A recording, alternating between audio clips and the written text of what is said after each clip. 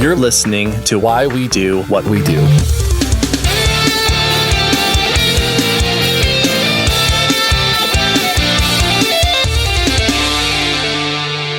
right, welcome to Why We Do What We Do. I am going to be your sleepy, disoriented host, Abraham.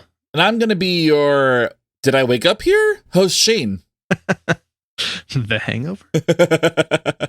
Hey, Shane. What's up?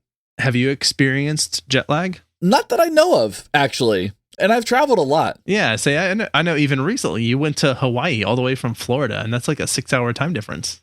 It didn't even require an adjustment, which was very strange. Like, I was like able to like jump right in and just be totally fine. It was a very strange experience. I expected to be thrown off by the time change. And the only thing that threw me off was the fact that I was teaching, but I had to teach at like midnight or at like noon and not at like 6 p.m. on those days. Like, that was the only thing that kind of messed me up. But that was just like scheduling. That wasn't even jet lag. You were basically already operating on Hawaii time. I'm operating on the time that I feel like maybe Matthew McConaughey from True Detective is operating on, where he just kind of like is like, it's very metaphysical and it's just like time is a flat circle, man.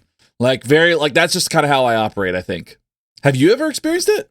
Kinda, not really. I've only ever gone 3 hours in one particular direction, so I feel like I have not had an opportunity to experience it very severely.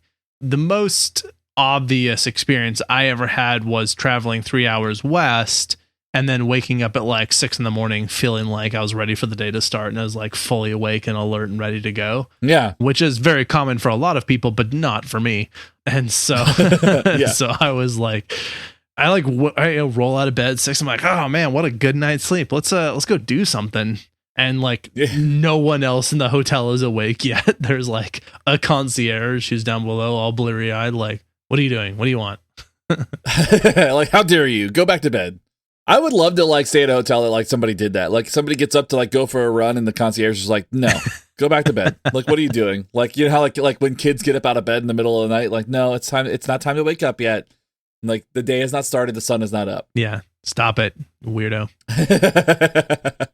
I love it. I have a little bit of a background and intro on this before we even like really dive into this. So, interestingly, the United States did not get time zones until 1883, and I promise this is related. Oh, I know, right? Okay. Well, and That's really, weird. in fact, until then, most cities and towns in the United States, they kept their own time and didn't really need to bother coordinating their time across different locations. That is such chaos. I mean, it kind of wasn't though, because it didn't matter. You weren't really communicating or interacting with people in different towns at that in the 1800s. Like if you were going to communicate, it was sending a letter through some kind of mail service.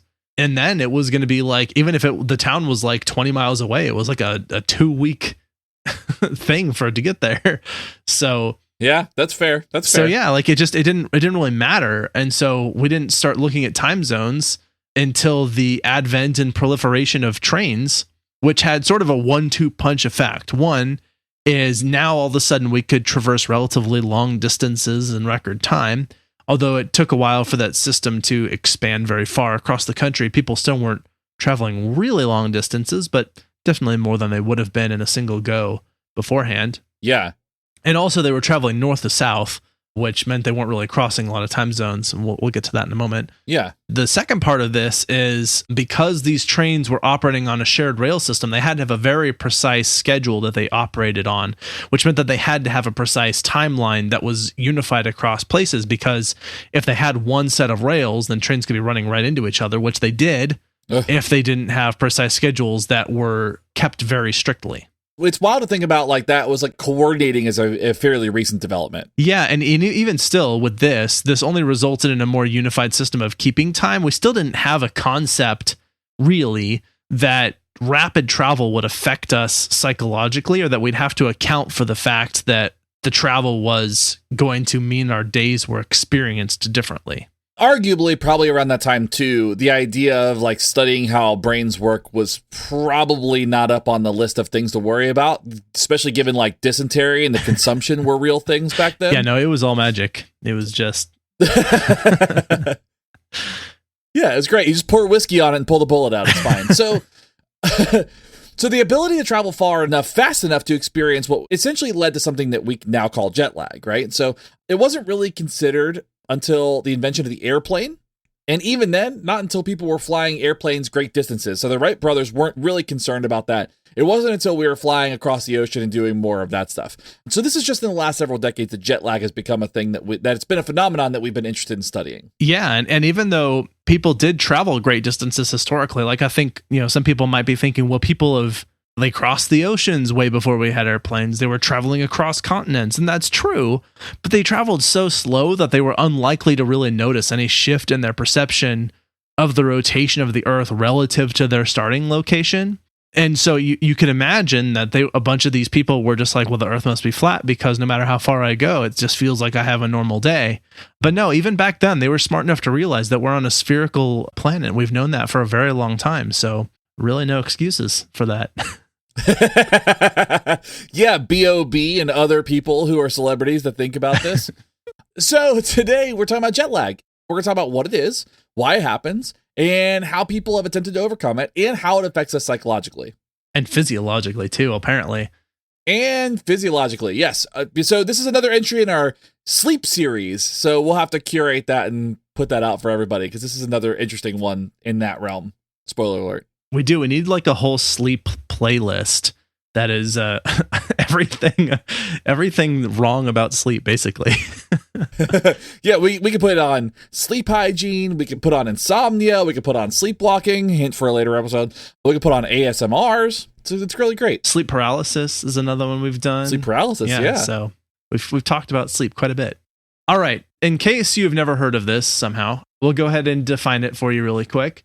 There are a few names for this, and they aren't going to help you in the definition, but just so you know that they're out there, we have circadian rhythm desynchrinosis, sometimes just called desynchrinosis, which is a fun word. Yeah, that is a good word. This is jet lag, and this is, quote, a recognized sleep disorder that results from crossing time zones too rapidly for the circadian clock to keep pace, end quote. And this comes from a writer whose last name is Sack in 2010. Although it's difficult to pin down who coined the term jet lag and when, one source identified an article in the Los Angeles Times in February of 1966, which described it as a, quote, debility not unakin to a hangover, end quote. I don't know. It's interesting that the Los Angeles Times would coin that. And actually, I found multiple sources that specifically referenced that article as being the first time that it was ever written, the term jet lag, and where that term was in fact coined. So I'm assuming that is correct, but I also was like, that does seem like an odd place for that to show up. But I guess like thinking about LA in like the 60s and 70s and 80s and just like kind of the history that's going on there, I feel like hangover was probably like it strengthened their lexicon. That's fair. But also an interesting sort of under the radar thing on that was 1966. Like we didn't have this term until well after we had regular flying and flight and travel. So yeah. I don't know. It's an interesting thing that it took that long for that to become a term that we use regularly. Yeah, my mother was one when they coined that term. Wow. Yeah. However, there was another source that cited American aviator Wiley Post, who at least predicted and described the effect of jet lag. He didn't call it jet lag, obviously before his death in 1935. So this would have been well before that. And so, as I said, he was a pilot. So according to an article on slate.com, Post had written, quote, I knew that the variance in time as we progressed would bring on acute fatigue if I were used to regular hours, end quote. And they also quoted a 1958 article on Popular Mechanics saying, quote, flying around the world at nearly the speed of sound will throw your eating and sleeping schedules off as never before. You can make a mental adjustment by simply resetting your watch while whizzing over the time zones of Paris, Beirut, or Karachi, but your body doesn't change its routine so easily, end quote. And so, yeah, we had these concepts well before we actually had the term, but Post was already, he was so far ahead of his time, he was predicting the variants of Loki. Yeah, he was, I mean, it's wild. I mean, where do you think Disney got their ideas from? Obviously, totally kidding. Maybe, I don't know. So this is not quite a hangover though, like going back to the article from the LA Times, right? The question that we're going to ask and kind of like explore here is like, what does it feel like and kind of who it affects, right? So does this actually happen to everyone? Yeah, pretty much. Yeah. This is a thing that really happens. 94% of people report experiencing it when they travel, and 45% say that their experience is severe. So think about that for a second. 94% of people have reported experiencing this. That's a pretty significant number of like people reporting a particular experience. Now, I know we have a lot of math savvy listeners, but just in case, I'm going to go ahead and say 94% is most people. That is accurate. If you were looking at a pie chart and in 94% were a color, it would take up most of the pie chart. That's right. And 45% is almost half. Yeah, that's just barely. It's still quite a bit. Right. I'm mansplaining percentages right now. That is awesome. This is my favorite segment on the show ever. The mansplaining segment. Yeah. We should just do that. Did you know that 45% is almost half? For some reason, I've been on a kick of like saying the most obvious thing I can as being like a joke that I make. The other day, I was talking about how one of the reasons that some cars have spoilers is because if you go fast enough, you can actually get your wheels can come up off the pavement, and the spoiler helps keep the car to the ground. And I said, I'm given to understand that the recommendation is that you have all four wheels on the road, which I thought was very funny. That's great. I think that's wonderful. Like, I think it's like just going so much further than like just like a simple explanation. Like it's like the actual simplest explanation. It's great. Yeah. Humans prefer not to have headaches. That's why we take Tylenol. Yeah. I feel like I may as well like really lean into the sort of silliness of like mansplaining everything and like what that is. And so just sort of saying very obvious things. I find sort of ironically funny, I guess. I'm so hipster like that. I appreciate that kind of humor. Okay, great. Yeah. Okay, so going back to actually talking about our subject at hand here, we're talking about jet lag, what it's like. Now, this is characterized by a lot of different symptoms. We're going to talk about that more in a moment as we go over the effects of jet lag and why they can be problematic. But this is generally characterized by experience such as insomnia, obviously some daytime sleepiness, some fatigue, lack of alertness. In addition to that, you can have digestion issues, feeling disoriented. Some people report having some sort of depressive symptoms and that sort of thing. And again, we'll revisit the list of effects that can happen. All of those are going to be on there, but that's sort of a characteristic experience of what it's like when you do have jet lag. And what is interesting about this is not a particularly human phenomenon. So like when people are, when we talk about jet lag and the idea of it and just kind of like understanding and being aware of time, that's not really what's happening here. So in 2006, a study from the University of Virginia found that this had an effect on mice. So they simulated flying mice from Washington to Paris, where they would reset their clocks every 7 days. They would advance their clocks about 6 hours or advance their schedules every 6 hours to mimic that type of change in their schedule.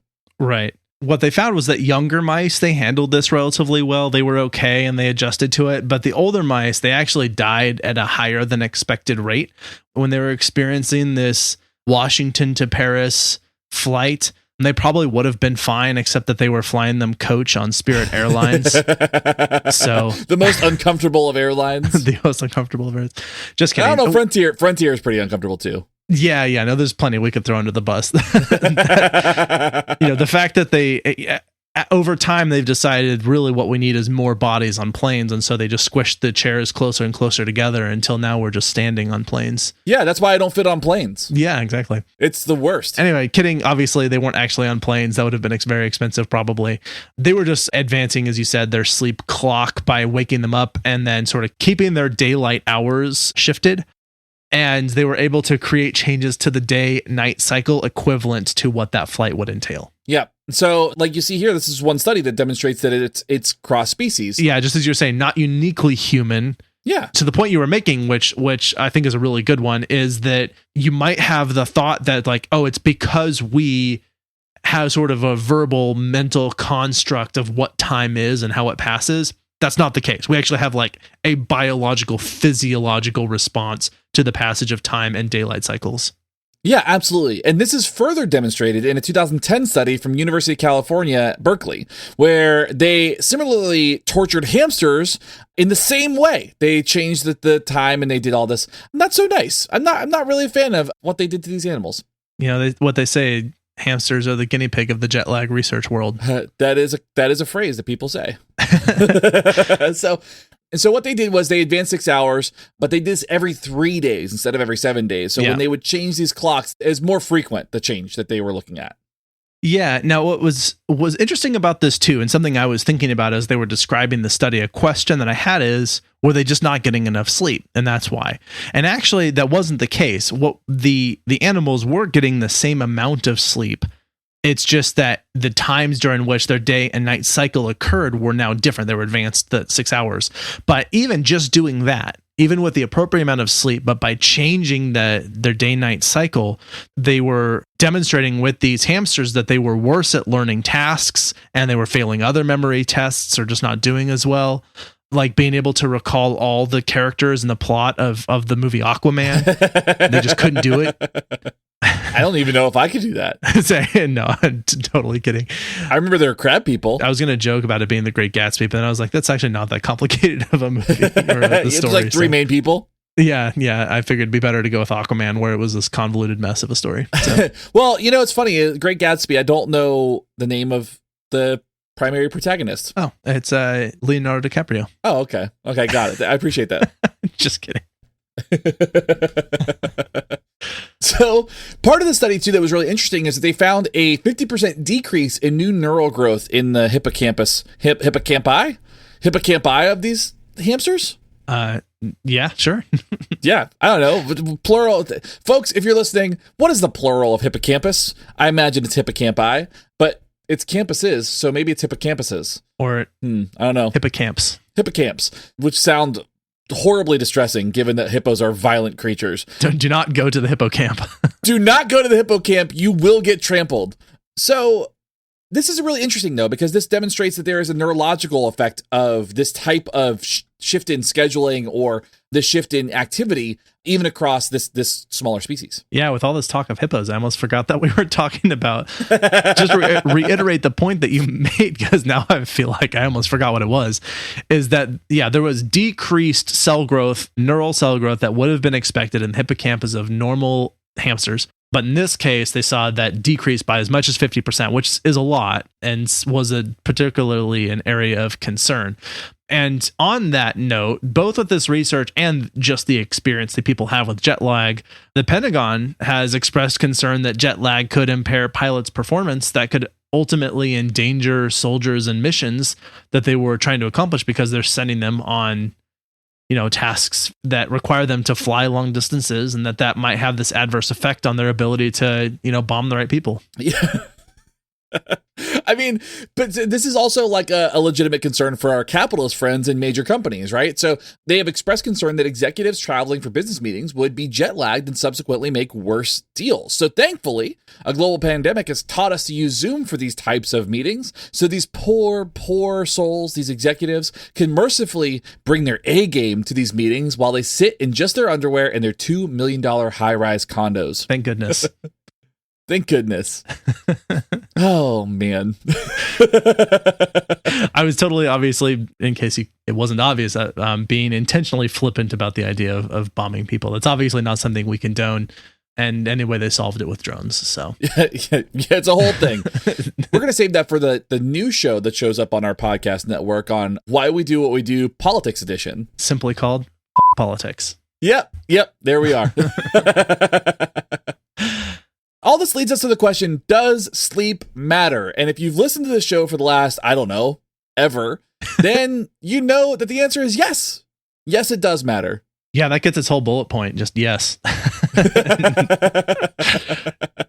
Important to note that. Yes. Well, and we've mentioned this a bunch of times, so I'm not going to go specifically into some of the sleep hygiene and stuff, but essentially, I think what's important to understand when we're talking about jet lag is that our mind, our bodies, our behavior, we get into a pattern of activities and sleeping on a regular cycle following the sort of day-night cycle of the world as it rotates toward and away from the sun, which it does because it's spherical. I'm never going to stop making that point until flat earthism is gone. Okay, so I like it. There's the sleep-wake cycle. This is called, for many people have heard this, the circadian rhythm. And what's interesting about this that I learned in preparing for this is that there are 20,000 nerve cells in something called the Suprachiasmatic Nucleus. I think I'm saying that right. Or the SCN. It's a part of our brain. It sits relatively close to where the optic nerve comes into our brain, sort of near the front and toward the bottom of our brain, in case you were wondering. Yep. This regulates glands that release hormones that are adjust our body temperature that is relative to our 24-hour sleeping waking cycle, because our body temperature is one of the relevant factors, that sort of a cue that participates in our ability to sleep and sleep comfortably and sleep fully. So one of the cues from this comes from light that hits our optic nerves and actually produces melatonin, which human beings naturally produce to help kind of trigger sleep. And this kind of got us wondering about people without sight. So according to the Ask a Scientist Reddit, blind people experience jet lag less than people with full sight. So that could be another potential cure when we get to that. Yeah. I mean, if jet lag is that much of a problem, then be blind. Be blind. Also, interestingly, this is why melatonin can help you get to sleep and why blue light filter glasses do nothing beyond a placebo effect. Oh, there you go. Nailed it. Because they're not actually regulating the day-night cycle. They're just sitting on your face. Mm-hmm. That's all they're doing. Making you feel like they're doing something. Yeah, and placebo effects are a fun thing. So yeah, they're fun. Because of the temperature and light issues, even with sufficient sleep, people might feel poorly rested and mentally fatigued because body temperature is off because of our internal clock. So it's worse the further away you go. So with a maximum of 12 hours, if you go at the 12-hour mark, it becomes a real mess. But it's like the further you go, the worse that temperature regulation gets too. Yeah, and I mean, it's just sort of, it's the joke of like, how far can a bear go into the woods? Halfway. And that's because like once you get to 12 hours off of where you're normally at, any further, then you're actually closer to that cycle starting over, and any less than that, and again, you're closer to that cycle starting over. And 12 hours is as off as you can possibly be. Yeah. That's literally as far as you can go. Yeah. I mean, it's just the nature of how math works, Also how globes work. And how globes work, and, the relative to the spinning of our planet, those sorts of things. Yeah. Some researchers have found that there is essentially a single gene that is responsible for jet lag. This is the Lhx1 gene. So again, you sort of speak to, okay, well, if we have a gene responsible for jet lag, should we just turn that gene off? God, no. Do not do that. The reason that this works is this gene actually helps you be in sync. Bye. Yeah, exactly. Yeah, we're on the same page there. Generally speaking, it helps you be in sync. So essentially, to eliminate, reduce, or even temporarily mute the expression of this gene would just throw your body into chaos. The only reason that you wouldn't experience jet lag is because you would have no pattern whatsoever. It would eliminate jet lag by blowing up your sleep schedule, and you just be sleeping at random times and awake for 3 days at a time, and like random things like that. It'd be like burning down your house because it's dirty, It's like it's no longer dirty, but it's also no longer a house. So yep, that's true. That would be an interesting thing to like, if there was no consequence for this, like, and you had like a human being that you could just like flip on and off genes just to see what would happen for that period of time. Yeah. Like if like not in a real, like maybe like in a simulation, because I imagine there's probably a gene that's like, when you flip it off, all you do is just scream. Like that's all you can. It's like you just scream into the void, like because there's just nothing else. Like your body is in utter chaos all the time. Like it's wild that something that like that could just really mess you up. So I mean, it makes sense that genes would do that, but it's just really interesting to think about that. Yeah, the gene flipper simulation. So the symptoms of jet lag are widely varied, we could say. And the older you are, the more that these symptoms present, right? They become a little bit more aggressive, or they're a little bit tougher to deal with. So for example, insomnia, like if you are older, we talked about this in the insomnia episode, that the older you get, the more likely you're to experience insomnia. But if you are experiencing insomnia as a result of jet lag, then it becomes a more prominent symptom that's tougher to deal with the older you get. And some other ones, just to go through a few that we mentioned previously, appetite changes. People will experience either a heightened appetite, well, they'll want to snack a lot or eat more, or they'll experience low appetite where they won't eat very much. General gastrointestinal issues, experiencing some what almost feels like irritable bowel syndrome type things sometimes as an experience. Daytime sleepiness, pretty much exactly what it sounds like. Difficulty with memory, And then some other new ones are things like when you are sleeping, having poorer sleep quality. And some other things too, like nausea, dizziness, anxiety, like those things can start to kind of crop up as a result of this particular phenomenon. Excessive need to urinate at night, which is interesting. I mean, because we're starting to talk about physiological changes, right? This isn't just about your sleep. This is about like actual physical ailments that come along. You become disoriented. You have poor psychomotor issues, which is specifically a concern for traveling surgeons, right? Like you do not want to have a surgeon that's got jet lag. Yeah. That's going to be a real problem for you and for other people too. You know, anyone who has high stakes use of their hands or needs to do some kind of, as you said, sort of psychomotor type manipulations for their job or for whatever it is they're doing, this can be an issue. But I saw specifically when I was preparing for this that they mentioned surgeons as this being potentially problematic for them, because with traveling, if they're having an issue really controlling precisely their hands and they've got to be doing like cutting people open, you really want to make sure that they're over their jet lag before they're doing that.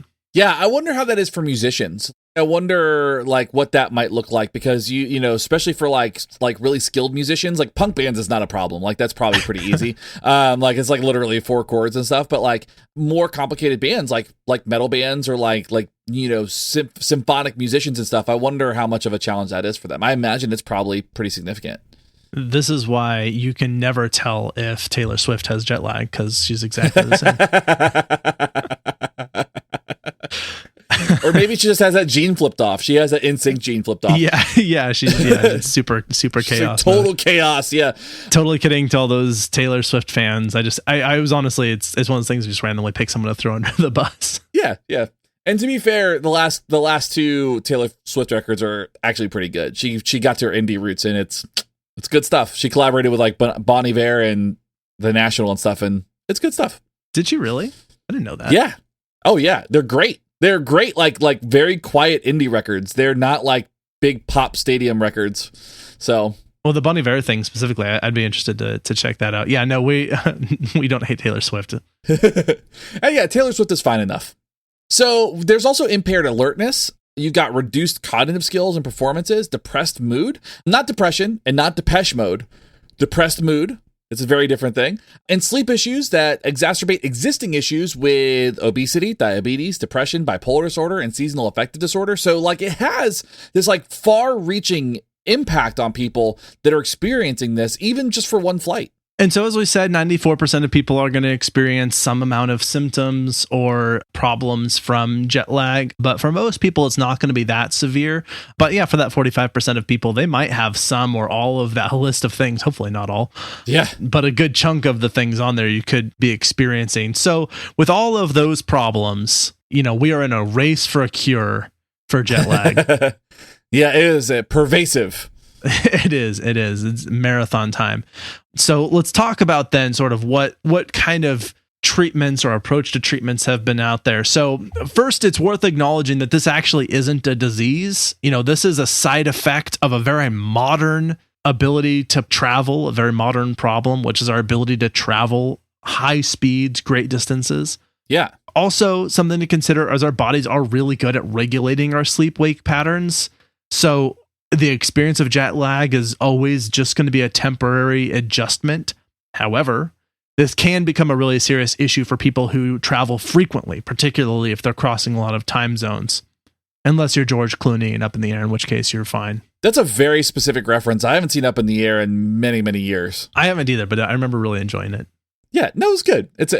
George Clooney is a fun actor to watch. Now, whenever there is discomfort, there is an enterprising group of people eagerly trying to make a buck fixing the issue, right? So you see this this market for jet lag treatment it's really it's wild. I mean, you'll see this with just literally anything. I mean, I think about like any sort of like new ailment, there's always some new kind of like snake oil salesman that shows up to do this. But there is an industry for fixing, quote unquote, jet lag. As a matter of fact, there was a $4 million grant for Harvard researchers to investigate countermeasures for this. So people find this like problematic enough that they throw a lot of money at this. Yeah, it's nothing to sneeze at.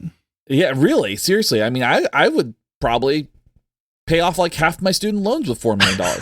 Now, the industry has reached $429.8 million as of 2020, and it is expected to reach $571.8 million by 2027.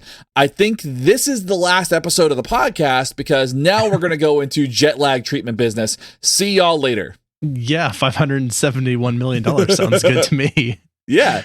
Yeah, what are we doing here? We're just talking into a microphone in our living rooms. Yeah, I could take 1% of that and be wealthier than my entire life's earnings put together, assuming that I worked until I was 80 and then retired. Yeah, there you go. So that's a hefty chunk of change. For sure. See ya, folks. We're done here. Man, and this is all, again, just to be clear, this is all money that's going toward so-called treatments for jet lag. So let's talk about some of the purchasable treatments that are out there. One of the things you have is herbal remedies. You can, take cayenne pepper or probably like a lion's mane mushroom or something. There's tons. I'm not going to list all the different herbs there are in the world, but mostly what's probably going to happen here is a placebo effect. They're unlikely to be able to actually shift your circadian rhythm in any meaningful way. One thing to consider is if you maybe weren't taking very good care of your health, and by taking herbs, you introduce some important nutrients into your body, then you might be improving your overall health and therefore might ultimately improve your experience with jet lag. Yeah. Evidence is a little unclear. So it's not to say it wouldn't do anything, but it's not going to be a magic pill, and it's certainly not going to prevent it altogether. Right. And that brings us to also homeopathic treatments, or as we like to call it, magic water. That's right. That just reminds me of that show Dark Water that was on TV, Pirates of Dark Water. Oh, I don't know that one. Oh, they never finished it. So cool. It's great. If you really like shows with like cliffhangers that never get resolved, it's a great watch. Horror. It's so stressful. But also homeopathic treatments, they have a placebo effect at best, right? So it's unregulated. So depending on, what they put in, what they put on, all that stuff, it could make you sick. There's a lot of stuff that goes along with it. Not recommended. Homeopathic treatment's not recommended. Yeah. Similarly, you have acupressure kits. These basically work primarily on wishful thinking, which is to say you might get a placebo effect from this as well. No evidence to support this as being helpful in assisting with jet lag or life, but there's that. Okay, and there's another treatment, shining black lights at the back of your knees. I'm going to stop right here for a second because this is the first time I've read this. Abraham, is this a real thing that you've pulled? This is real research? This isn't like a joke? Oh, 100%. Did you not actually know about this one? I've never heard of this. Yeah, they developed these sort of, it was weird. They kind of looked like, those freezer bags you'd put in like lunch boxes. It's like a flexible bag of mush, and you'd freeze it and then put it in your lunchbox to keep your lunch cold. Yeah. It kind of looked like that, but apparently it was filled with like LED black lights, and they literally strapped them to the right behind people's knees and have them sleep with them on the back of their knees. And this was the study published in like 1998. Okay. 1998 makes sense. Okay. Because at the time, like that's when you could go to like Spencer's and get those like black light posters that had the black felt on them too. So like you could get your ICP, like, Great Malenko poster and put it up in your office and all that stuff. So, or your ICP magnets are magic poster. Yes. Oh, those are the days. This is all based on a study. They had this experiment. What they did is they kept people awake, or they put these black lights behind their knees and had them sleep. They kept people awake by essentially having a TV on that was playing. So there was both flashing lights and noises. And then they had people sleeping normally with like black lights behind their knees in the experimental group. And they're like, look, it helps cure jet lag. And that was sort of the thing. Follow-up research showed that this was all a bunch of nonsense and did nothing. But what they did find is that it doesn't have no effect. Like shining light on your skin can very much have an effect. And in this particular case, it could actually cause certain types of skin cancer. So, oh my God, that was their major contribution to the world. Thanks, guys. Thanks, guys. Appreciate it. As seen on TV. Wild. I'm just waiting for some sham wow study to come out and just be like, oh, this causes like a brand new like type of mold. Yes. Great. Fantastic. Thanks for that contribution. There's also sleeping medication that can help with this. Yeah. Sleeping pills. But doctors give a hard no on this, only because it doesn't reset your clock, or it doesn't like help you adjust, right? It's not just helping you get to sleep, but it really kind of like messes with your sleep cycles in a weird way. Like it messes with your naturally occurring sleep cycles.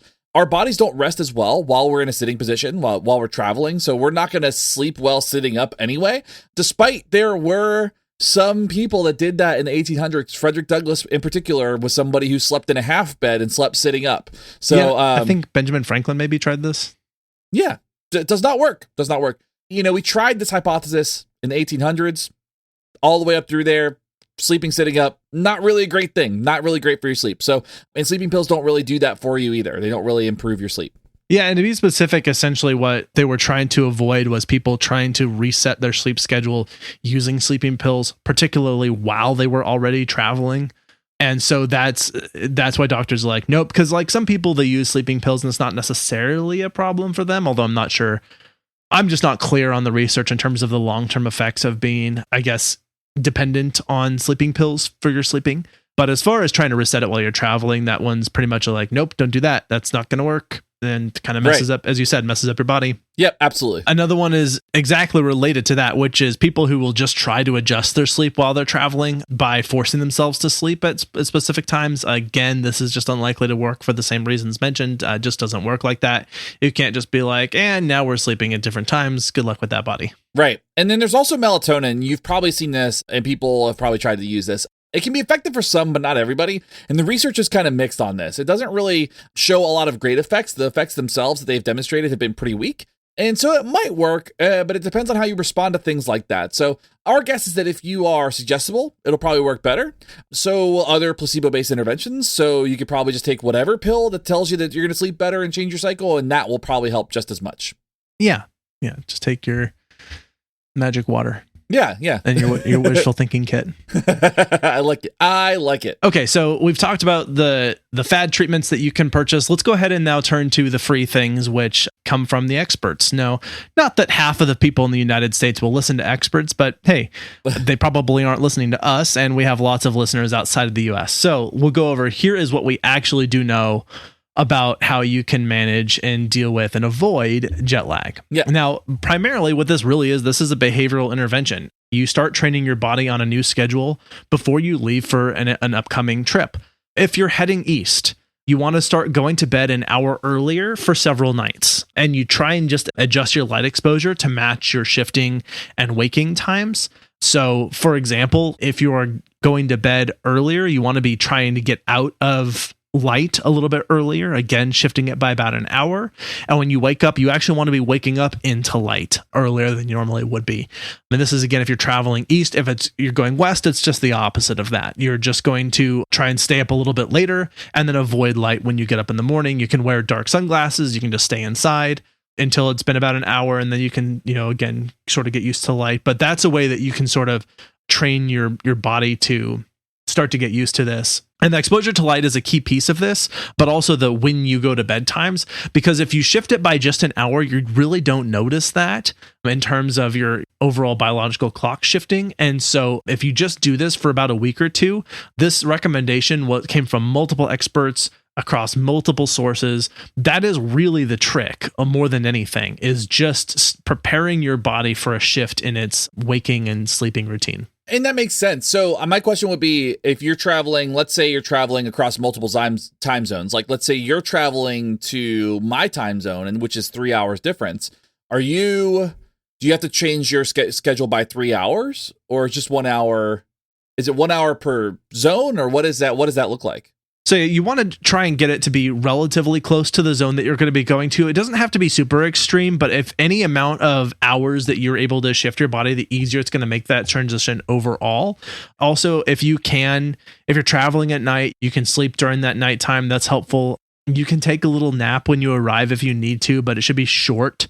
And then some other things there's other recommendations we'll talk about, but yeah, essentially you want to keep it relatively close. Oh, and another thing that I was going to mention here is you also want to adjust your eating schedule to match the new schedule as well as you're doing your sleeping schedule thing. Oh, that makes sense. Okay. I like that. All right. So there's also melatonin. So you can take this 0.5 milligrams about 4.5 hours before bedtime and progressively adjust when you take the doses to earlier in the day. So again, if you're traveling east, you're kind of like moving it earlier in the day. You're going to reverse that if you're traveling west, where you're going to kind of take it a little bit later as you're staying up late. So you have to adjust kind of like east is moving earlier, west is moving later. Right. The CDC suggests that you have, if you don't have one already, it can help to adopt an exercise routine. If you already have one, just maintain the exercise routine. Having a healthy diet can be helpful, and getting a good amount of rest, again, in the weeks leading up to your trip, is all really helpful. Essentially, there's just the hypothesis that being healthy means that you're healthier. Yeah. Again, just being very obvious about that. But primarily that being healthier and meaning that you're healthier also results in you more quickly recovering from a change to your sleep schedule. Yeah, and that makes sense. And like we've talked about this on some of the sleep episodes as well. Avoid caffeine and alcohol if you can. Those will definitely disrupt your sleep a little bit, but drink plenty of water while you're in flight. So that comes from the CDC and WHO. The CDC who? CDC who? There's something about like traveling just in general and like moving across altitudes and stuff too that can like shockingly dehydrate people. So making sure that you're drinking plenty of water in those spaces. Now, the experts do give the advice to not stress about your jet lag, which I think is great advice. I don't know why they don't just give that to people with anxiety. Just like stop stressing about things, you know? So don't worry. You worry too much. Stop that. Obviously, I think that's terrible advice. If people could just not stress about it, then they obviously would. Right. I guess letting you know that like you could get in your own sort of head about the issue and make it more of a problem than it needs to be is a valid concern. I just think it's kind of a silly thing to say, you know, if like you're anxious about your jet lag and you're like, well, I'm going to give you my doctor's advice, and that's don't be anxious about your jet lag. I'm like, okay, sure. I mean, why don't you just give me the advice to not have jet lag in that point? Yeah, exactly. That would work just the same. All right, so let's talk a little bit about a sort of behavioral perspective, because we've already mentioned the approach to dealing with this is essentially a behavioral approach. It is changing your behavior to fix an issue. It costs you nothing. Yeah. And so part of, I think, the consideration for helping someone to change their behavior is recognizing what is important to you.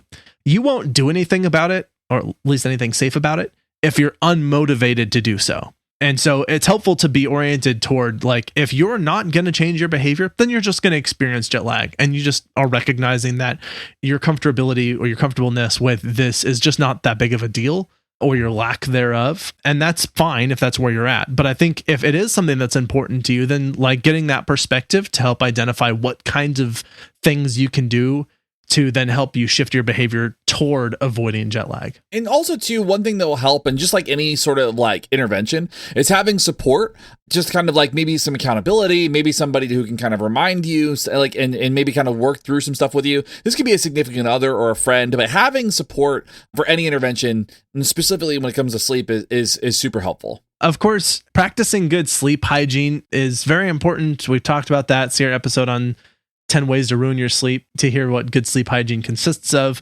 So I'm not going to go into that in depth here, but that is something else that is, if you are doing that as part of your routine, that will help mitigate the effects of jet lag. And at the end of the day, you want to leverage relevant cues that support voluntary and involuntary sleep behavior. So you want to make sure if you can identify the things that make you sleepy, identify the things that keep you up, change those things, manipulate those things, that will help kind of set the environment up so that you can sleep easier. Yeah, exactly. You want to figure out the kinds of things that you're doing that are affecting your behaviors around your sleep routine. Those are things that you can, as you said, sort of leverage. And sometimes it's like, you know, some people, they really like putting on a movie or music or a show when they fall asleep. And that's fine. You know, I think it doesn't necessarily matter, but you want to figure out how can you then make that part of your routine in such a way that that's going to help you deal with this rather than make it harder. Yeah, absolutely. And I would say like it's really only available if you do the right things. Like you only get to do those things if you are going to bed at the right times, if you're following your routine the way you're supposed to, etc. I like that perspective. Cool. All right. I found a few other kind of interesting things that I thought were fun. As I mentioned, the whole East versus West traveling thing, you would think that it doesn't necessarily matter maybe which direction you're going, because one way or another, you're kind of messing up your sleep cycle. But the vast majority of people report experiencing worse jet lag when they're traveling from West to the East. So when they're headed East. And this is, again, sort of because your body thinks, quote unquote, speaking colloquially here, that it is many hours behind the local time where you were at normally. So for example, it might be 8 a.m. at your destination, but it's still 2 a.m.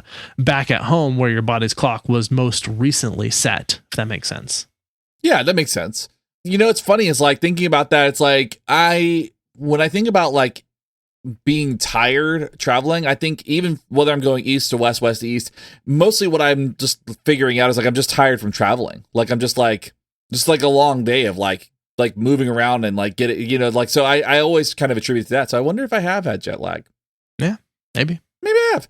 However, people don't tend to report jet lag traveling north to south. So I can't say that I've had that experience traveling north to south. So, interesting. Yeah, and I mean, I guess, I don't know. It makes sense if you really understand that jet lag comes from crossing time zones, that if you're not crossing time zones, you're just heading from north to south, or south to north, that you wouldn't necessarily experience it. But you also, for people who think that it's more related to the act of traveling, which, as you said, traveling itself is an exhausting activity. So possible. Yeah. But most people tend to not experience or report experiencing jet lag if they're traveling not across time zones. Okay. Another interesting thing, at least I thought it was interesting, is thinking about how we've kind of pretty badly train wrecked the current planet we're on. It's really the only one we've got, but we're sort of like, too bad. Throw it in the trash. Yeah. I'm done with you. Shucks. That people are looking to colonize Mars as a potentially habitable other neighborly place to be. That's a very, very tall order, but nevertheless, they're looking at doing so. And what's an important consideration there is that one single day, also called a sol, or sol, S-O-L for solar like cycle, basically. Yeah. See The Martian for use of that term in excess. So one day on Mars is just a little longer than a day on Earth, so it will be extremely difficult for residents of Mars to get used to the new sort of day-night cycle. In fact, it might actually take generations to adjust to that schedule of actually getting used to operating on a little bit longer of a day. That sounds wild to think about. But then there's also like parts of Earth that have like extended periods of night and extended periods of day where people have lived there for so long, they've adjusted to that too. Yeah. So, you know, it's like kind of interesting to kind of look at this especially when we're talking about the idea of light being a trigger for some of your circadian rhythm issues. Like this is something that we would have to account for. Yeah, like the researchers who live in Antarctica who have days during the summer where the sun literally never sets, and people who live in Alaska who experience 30 days of night where the vampires attack. Yeah, no thanks. That's why I don't go to Alaska. Ready for some take-home points? Let's do it. Okay, so I think an important thing to walk away from this episode with is that jet lag is not a disease. It can be uncomfortable and have unpleasant psychological and other health implications. But yeah, I think that it's just worth noting that it can kind of suck. It's not actually a disease the way we think of diseases. Right, and it's temporary, which is a nice thing to think about too. Yeah, important point. Another thing too is that it's worse for people who are older and who travel a lot. They probably experience it way more intensely because for any number of reasons, but typically it's more folks who are older are impacted more greatly. Like so many things, there are 1,000 treatments for this that do nothing but cost you money. But the real cures, if you will, that we've found are largely prevention efforts. They really just have to do with changing your behavior in such a way that you make it more likely that you can easily adjust to a new day and night routine. So going to bed a little bit earlier, waking up a little bit earlier, modifying your eating schedule and your exposure to light to match that, or doing the reverse, going to bed later, waking up later, but still matching your sleeping and eating to meet that new schedule. And those are all things that can help actually mitigate the effects of it, and they don't cost you anything. Yeah. Isn't that nice? Free stuff? You would think. But people don't like free stuff. I mean, I don't have any other take-home points. I mean, I think that covers it. Rad. Well, in that case, let's talk about some recommendations. Recommendations.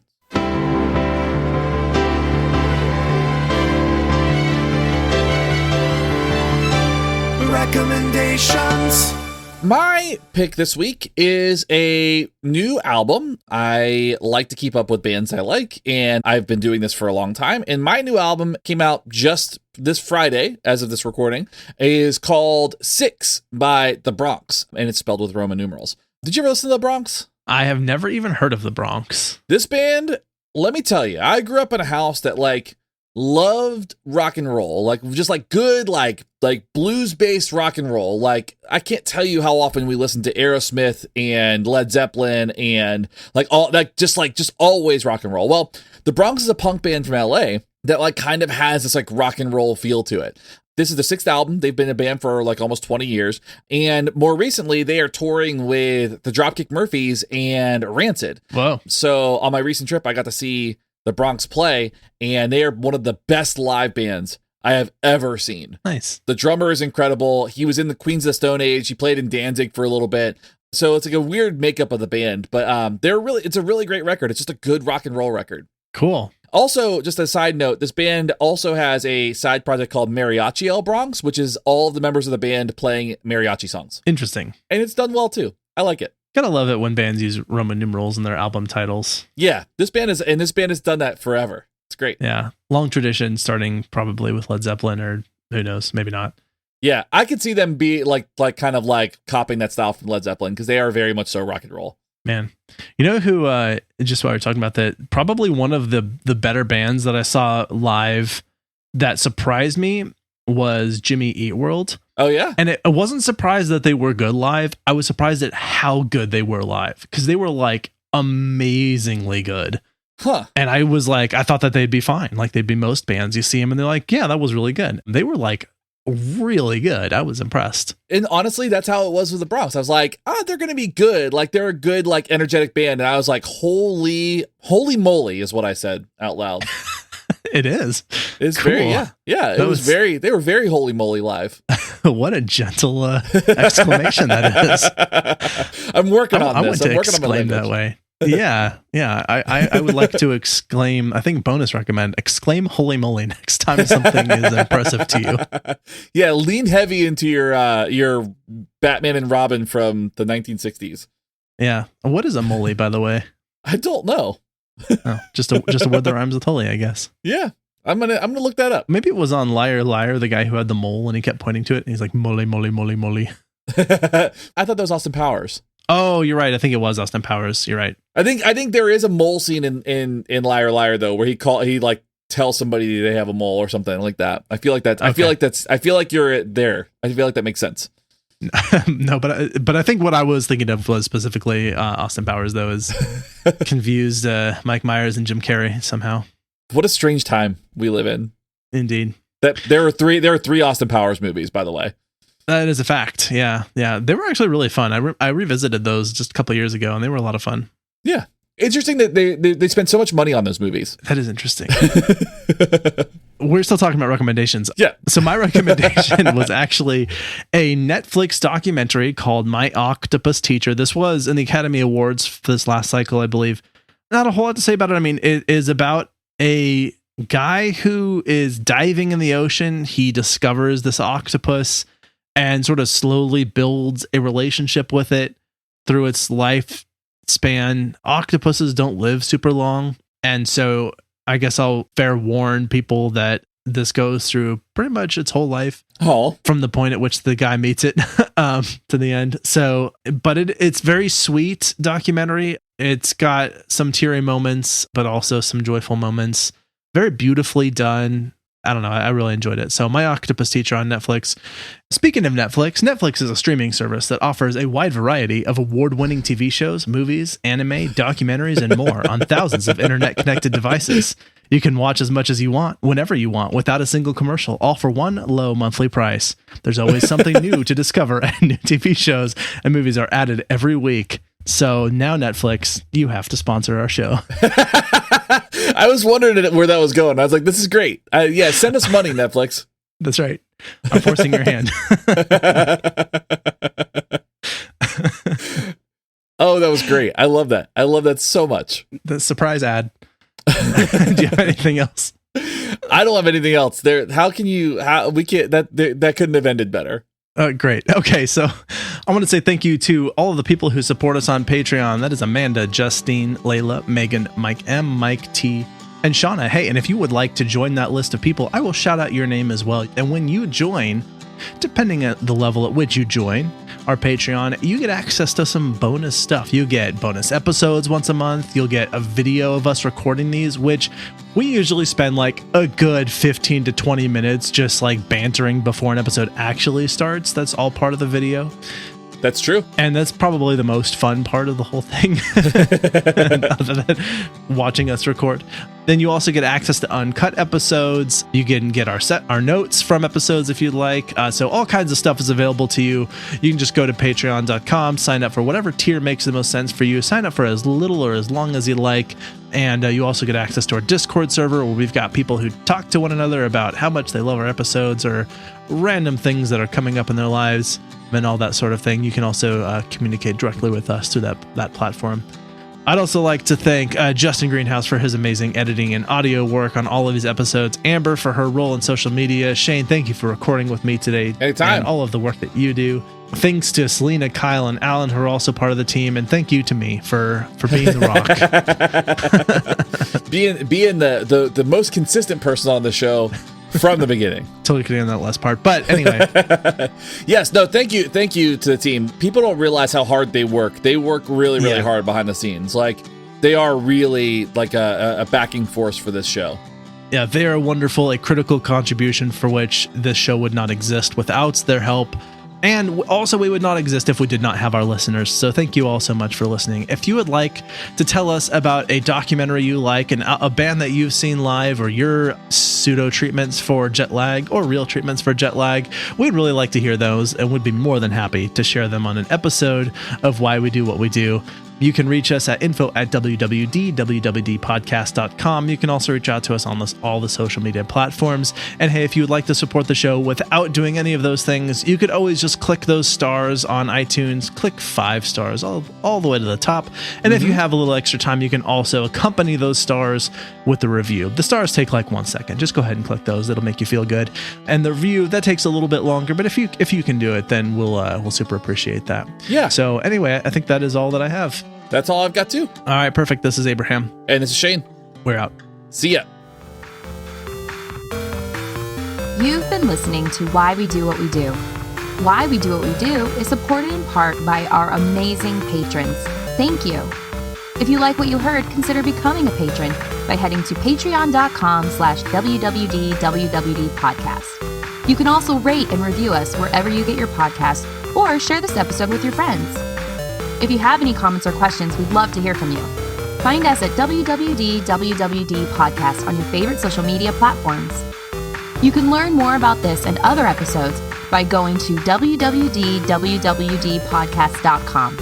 There, you'll find links as well as detailed and shareable show notes. Why We Do What We Do is researched and produced by Abraham, Ryan O., Shane, and Miranda. Artwork and logo design by Andrew Pollock at nogdesigns.com. Video and production assistance from Tyler Brasier, with music courtesy of Justin Greenhouse. Thanks for listening, and we hope you have an awesome day.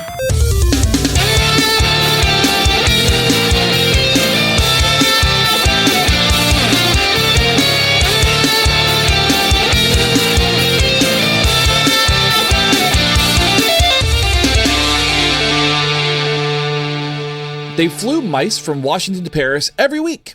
So these mice are flying. They are well-traveled. Sorry, we might have to reset this section. I realized I wrote that somewhat ambiguously. What was happening is they didn't actually fly them, although I set them up to pretend like they did. But what they were doing is they were advancing their sleep schedule 6 hours, and they would do this once a week. So once a week, they would basically they'd move them up 6 hours as if they were changing the time zones in that way. I realize now I was writing sort of shorthand and that it didn't read that way. Yeah, that reads that they were flying to Paris. Definitely does.